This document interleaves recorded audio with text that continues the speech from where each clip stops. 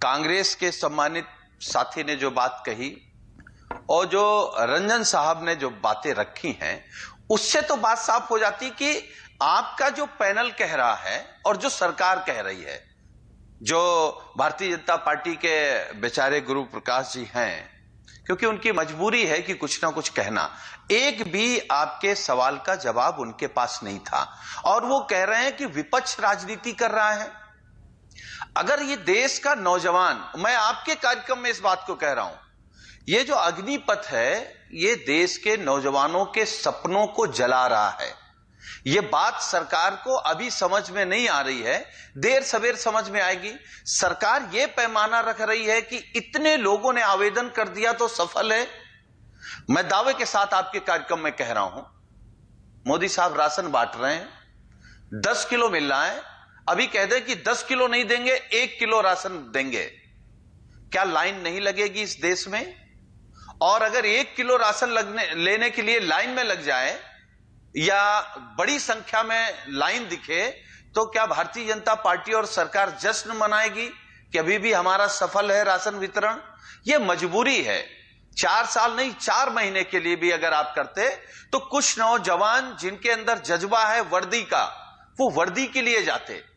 लेकिन जो रक्षा विशेषज्ञ कह रहे थे, अब तो अगर ये अग्निवीर शहीद भी हो जाएंगे भारत माता की लाज बचाने के लिए तो इनको भी दूसरी कैटेगरी में देखा जाएगा। क्या ये सरकार देना चाहती है?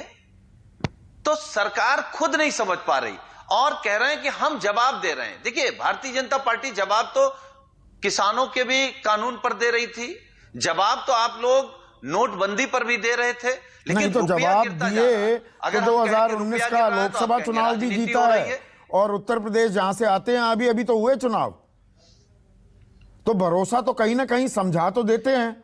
लोग भरोसा जताते हैं बीजेपी में। क्या आप इस बात को नकार सकते हैं सुनील साजन?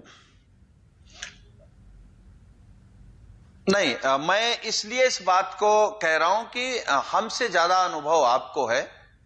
आपने बहुत सरकारें देखी हैं, जीती सरकारें भी देखी हैं। उन्होंने जब गलत फैसले लिए तो उनको बर्बाद होते भी देखा है आपने।